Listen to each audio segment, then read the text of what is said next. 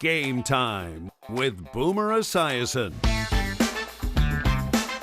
This week's guest is one of hockey's most popular players of all time, King Henrik Lundqvist.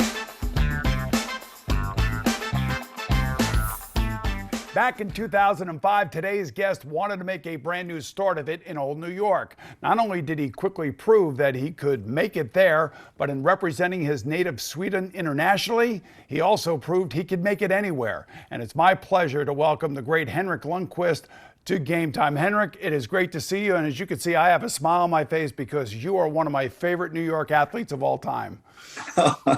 Thanks, Boomer. It's good to see you. Yeah, good to see you. A lot of great memories, and we're going to get into all of that. But I want to ask you first whether or not you have adjusted to civilian life now that you're a TV commentator. Step by step. No, to be honest, it's been a great fall. I retired in August last year, and it's been amazing. You know, a lot of time with friends, family, traveling more, been able to really pick and choose the things I want to do. So I'm off to a good start as a retired man. Yeah, you're a retired man, but you know what? You broke my heart a little bit. I got to say this because you didn't want to retire immediately. You wanted to go play for the Washington Capitals, and I was like, I can't imagine seeing him in a Capitals jersey. But unfortunately for you, you found out something about your heart. You had open heart surgery. Number one, how are you feeling, and how did they find out about it? Yeah, so to be honest, last year and a half, it's been a roller coaster, no question about it. After 15 years, ended in New York. To your point, you know, I just felt like I still wanted to play. I started going to the rink and I realized how much I love playing the game. So I got an opportunity to sign in Washington, and I was really excited about it. It was a new challenge for me, but I did struggle with that decision because to me it was hard to picture myself playing anywhere else other than in New York. But when I realized how much I love the game and you know what that did to me, I wanted to try it. But then in the end, 2 weeks before training camp, we came to a conclusion that I needed open heart surgery. We did a bunch of tests that fall, and I thought it was going to work out. But then, you know, it was a day or 2 days before I was about to leave for Washington. We had our last conference call with all the doctors, and we just realized I have to go to Cleveland Clinic and get it done 2 weeks later and start the recovery. So it was obviously my life was a little upside down there for a little bit, but I keep telling people it was just not meant to be for me to play anywhere else. My heart in the end said no, and I was in peace with that. A lot to be thankful for, especially finding that. And talk about great moments and memories for you. The night that they retired your number at Madison Square Garden, I watched it, I saw it. Unfortunately, I couldn't be there that night. I wanted to be there. It was an amazing night. And, you know, the fans have always loved you, Henrik. Tell me what that night was like for you, especially through the eyes of your two daughters, Charlize and Julie, 10 and 7 years old, understanding who Dad is and what Dad has accomplished in his life. It was incredible. Everything about it. You know, the ceremony itself, you know, everything the organization did for me and my family that night, but also for the 15 years I spent with the organization. It just, everything turned out so much better than I expected. It was incredible, a moment, you know, memory for life. And like you said, to share that with my kids, my family, all my friends. We had over 100 people there, and there was so many things that happened that I'm just so happy and grateful for. Yeah, I think back to that night, even that week, and it just makes me smile. So it was incredible. Think about this, Henrik, for a second. 96-year history of the New York Rangers. They're an original six team, and you are one of 11 guys to have his name up in the rafters, you know, in Madison Square Garden. Has that sunk in yet, how important you were to the organization and the fan base? It's hard to take it in. That's why I feel like every week that goes by, you try to understand a little bit more. But I was fortunate enough to play, I think, 6 or 7 games at least when they retired numbers, you know, throughout my career. You know, Messier and Leach and Richter and a bunch of guys. And it was just such a cool experience to be part of. And you realize the history of the organization and how much they value the history. And now to be part of that group of players, it's just such a huge honor. Oh, I hope they gave you free tickets for life at anything at the Garden because you deserve it. All right, we're just getting warmed up with the King. He doesn't like that nickname, neither do I, and we're going to tell you about his real nickname. We're about to reveal how a Swedish ski resort town produced twin world-class hockey stars. Stay with us as Game Time continues right after this. And I have a little game here that we like to call it the Swede Spot. You ready to play it? Oh my goodness. I should know this? Yes, you should know this. I'm sure you shopped here a million times. Ooh. His name is John W. Nordstrom. Oh.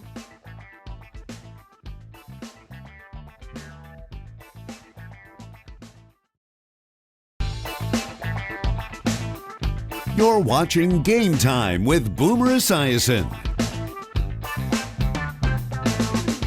Welcome back to Game Time. Now, Henrik Lundqvist grew up in the small ski resort town of Ari, Sweden.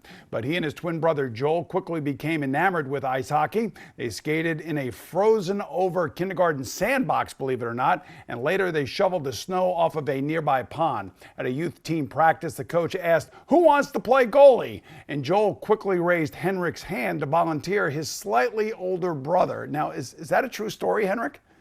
That is true. He was a little quicker. He knew I was, I wanted to play in goal. It was something about the equipment. And one of my first idols growing up was Peter Lindmark. He was the best goalie at the time back in the 80s in Sweden. And I was actually a soccer goalie as well. So, when he picked me there first practice, I guess it was meant to be. So what was professional hockey in Sweden like at that time when you guys were growing up?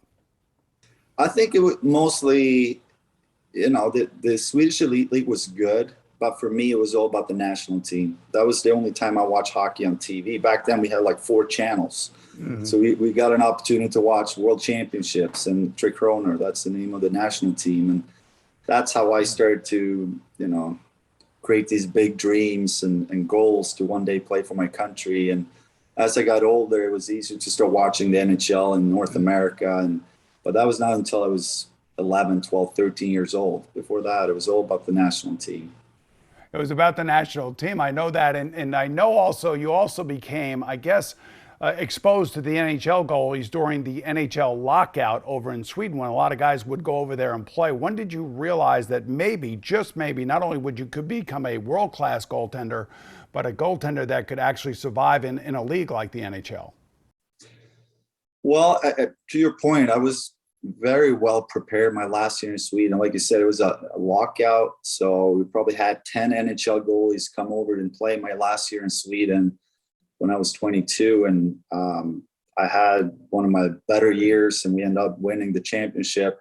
But the big thing for me was mentally knowing that I can compete against the best goalies in the world. And then when I moved to New York, different rink, you have a bigger size rink in Europe. So I think the big question for me, can I adapt my style to a smaller rink, more intense game? And, with the help of the great goalie coach and a lot of training, I felt like that transition went pretty smoothly. And that first year was just living the dream. You move to New York and you get to play your first NHL game. And we also ended up winning the Olympics that year. So I remember my rookie year in New York was so many things that just fell into place and living the dream. That's what I remember. Well, I'll tell you what, it was a dream come true for Ranger fans. You were brought over to backup Kevin Weeks. He gets hurt. And Don Maloney, the assistant general manager at the time, basically said that they didn't expect you to be the starter right away, even though you were 23 years old and you were, they were going to put you in the AHL to get you accustomed to the smaller rink that you were talking about. And then lo and behold, Kevin gets hurt and you get your chance and you make the most of it. I always tell athletes all the time, you just never know when your opportunity is going to present itself. And when it does, you got to go attack it and you got to make it the best. You got to make it the best opportunity for yourself. Yeah, no, I totally agree. And to me, coming from Sweden, I played for the national team 3 or 4 years, won a couple of championships. In my head, I was ready. I wanted to play. I wanted to be the guy. But, the Rangers, they didn't know that much about me. So they wanted to put me in the minors. So when I got that opportunity, I think mentally I was ready for it. And a lot of times I think that's the biggest hurdle as an athlete, when you take that next step. Technically and physically, a lot of times you're in the right place, but are you in the right place mentally? And a lot of it is just, you have that confidence and just know that you can do it type feeling. All right, we'll return with the winningest goalie in New York Rangers history after these messages.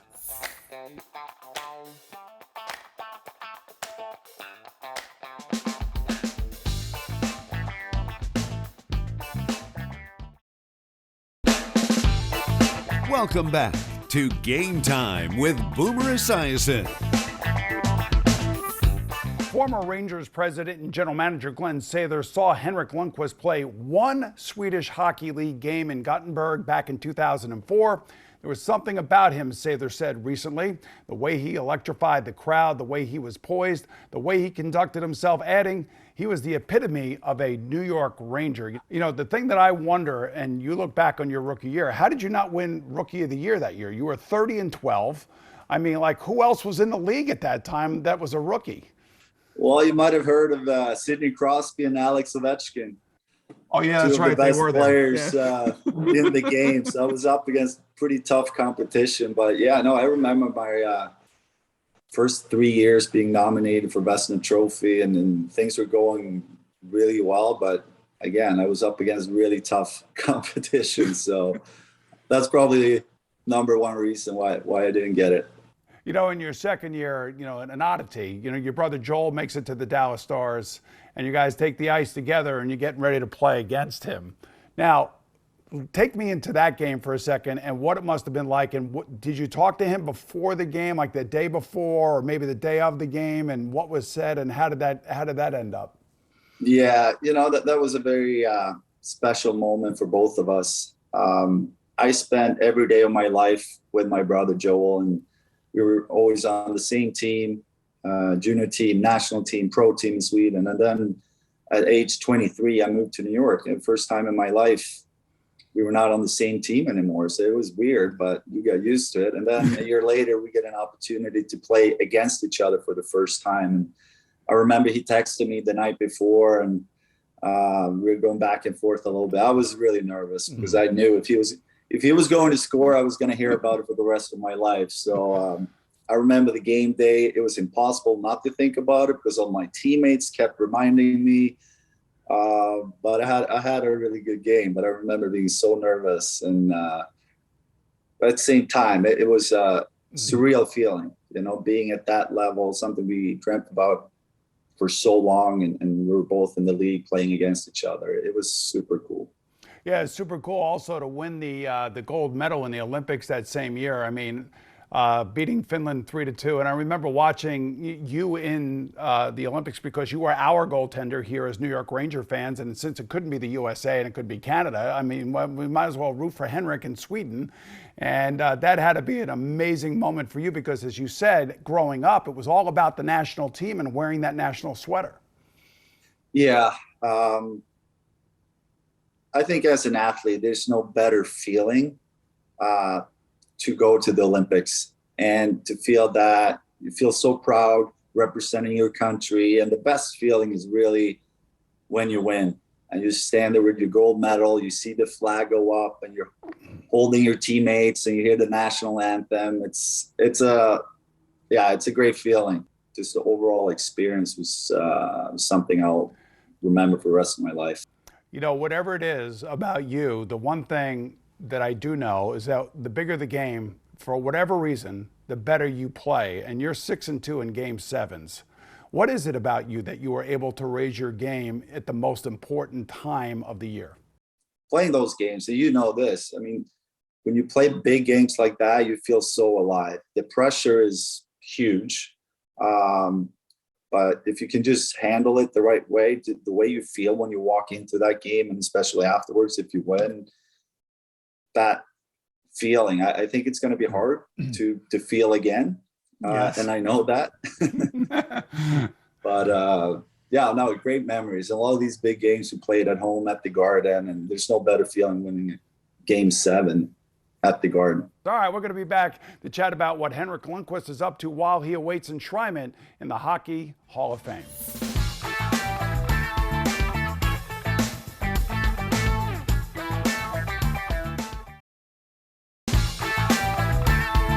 It's game time with Boomer Esiason.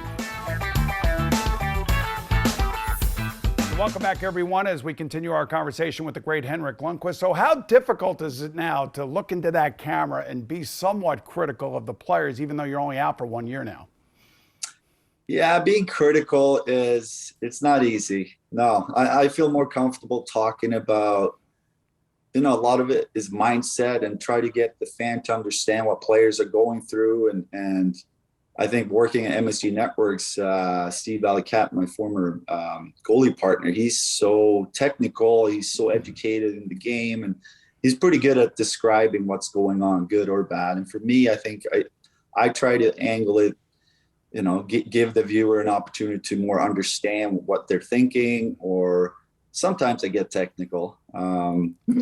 But yeah, I rather lift guys up and be positive than try to be critical. But maybe I need a couple of years before I get really comfortable with being critical.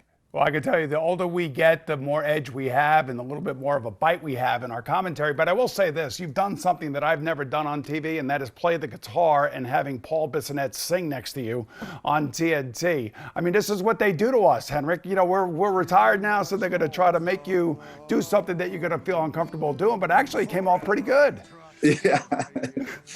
Yeah, no, you know what? To me now, life is about having fun.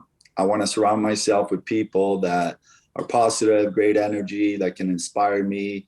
And that means also having fun. Working TV, I enjoy it. But to me, as much as it is working at a TV set, it's the people. It's the guys you have around you and the crew working there. And yeah, it's all about having fun. My focus been for the longest time was about performance and be the best I can be. Now it's about being happy and enjoying my time, and so far it's been great.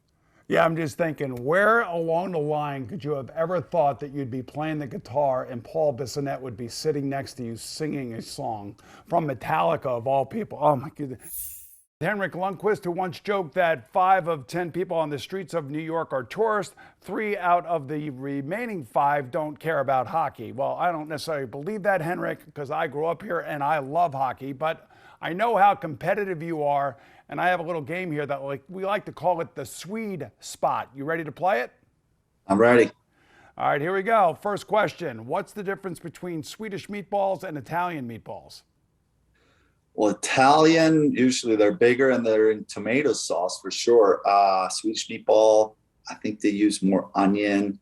And a lot of times we use mashed potatoes with it. Right, and they're smaller. You're right. My father used to make Swedish meatball. Yeah, my father used to make Swedish meatballs every Saturday for me. All right. Which famous Swedish car company, now this should be pretty easy, there are only 2 to choose from, was already installing 3-point seatbelts way before they were legally required? I'm going to say Volvo. Yes, you are right. Okay. Which Swedish women's golfer has the most tournament wins to her name? Annika Sorenstam. That's right. By the way, she's coming out of retirement to play in the 2022 U.S. Women's Open, by the way. Maybe you'll come out of retirement. Yes. All right. This 19th century Swedish immigrant made his fortune in the Alaska gold rush. Then he opened a Seattle shoe store, which today is a chain, and you should know this as well, of fashionable retail department stores that bear his name. Who is he? Oh, my goodness. I should know this? Yes, you should know this. I'm sure you shopped here a million times. Ooh. His name is John W. Nordstrom.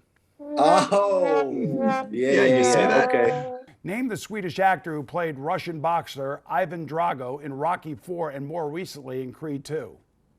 I know him. Hold on. Okay. We only have a half an hour. Ivan Drago, that's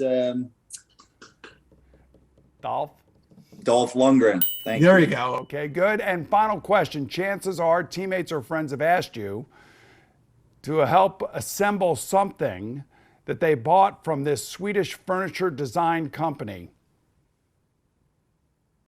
Who is the company? Yes, IKEA. Thank you very much. Yeah, there we go. You know, Henrik, it was great talking to you. I appreciate the time, and good luck in retirement, man. It looks like you're having fun. I'm having a great time. Thanks, Boomer. It's good to see you again. Our thanks to Henrik Lundqvist for joining us today, and to all of you for watching on Boomer Esiason. And I'll see you again real soon right here on Game.